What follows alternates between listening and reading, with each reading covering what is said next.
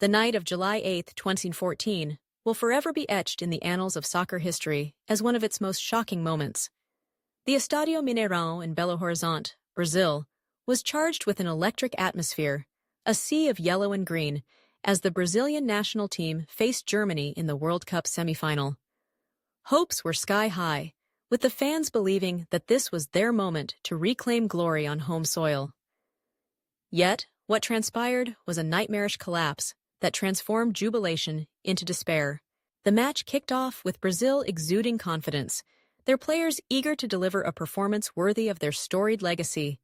Captain David Luiz led the charge, embodying the spirit of a nation yearning for redemption after past heartbreaks. But as the minutes ticked by, it became evident that Germany was not there to participate in a mere contest. They were there to dominate. Just 11 minutes in, Thomas Muller struck first, converting a corner with ruthless efficiency. The Brazilian crowd gasped, but hope lingered as they urged their team to respond. However, the floodgates opened just moments later. Miroslav Klose, with a predatory instinct, doubled Germany's lead, etching his name into history as the World Cup's all-time leading scorer.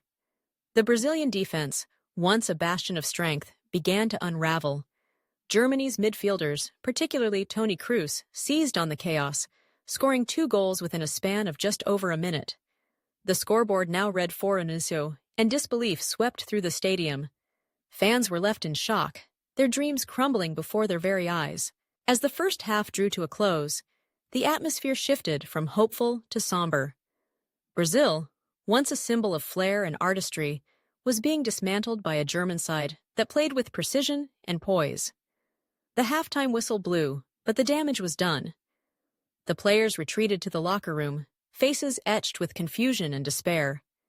The roar of the crowd had been replaced by a haunting silence, broken only by the distant sounds of German celebrations. The second half began with Brazil desperately seeking to salvage some pride. Yet, Germany was relentless. Mats Hummels added a 6th goal, and the Mineirão, once a fortress, became a tomb of dreams. The Brazilian fans, who had filled the stadium with hope and anticipation, began to trickle out, unable to bear the humiliation. André Schürrle's 7th goal, a clinical finish, sealed Brazil's fate. The scoreboard read 7-0, a scoreline that felt surreal, a nightmare that no one could wake from. In the dying moments of the match, Oscar scored a consolation goal for Brazil, but it felt hollow. The final whistle blew, and the reality of a 7-1 defeat sank in. The Brazilian players, once revered as heroes, slumped to the ground in disbelief. David Luiz, tears streaming down his face, faced the cameras and expressed the sorrow of a nation.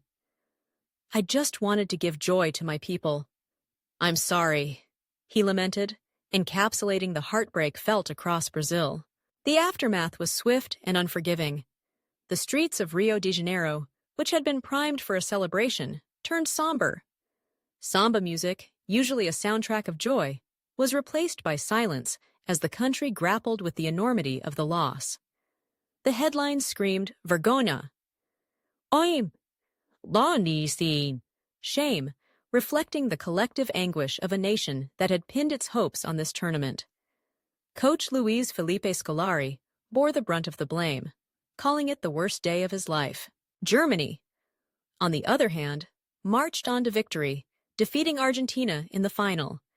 Yet, the 7-1 scoreline would linger into the memory of soccer fans worldwide, a testament to the fragility of greatness. For Brazil, this defeat was more than just a loss. It was a reckoning, a moment that exposed the vulnerabilities of a team that had once been invincible. Years later, the echoes of that fateful night still resonate. Youngsters in Brazil mimic the goals scored by Kroos and Müller in their street games, while older fans debate the causes of the collapse. Was it Neymar's absence? The suspension of Thiago Silva? Or simply a defense that faltered under pressure? The Mineirão, as it came to be known, was not just a match. It was a tragic tale of hubris and downfall, a reminder that in soccer, as in life, nothing is guaranteed.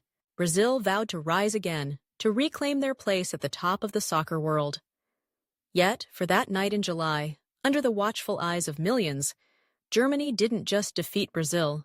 They shattered a dream, leaving a scar that would take years to heal. The 7-1 defeat became a part of soccer lore, a haunting reminder of how quickly glory can turn to despair.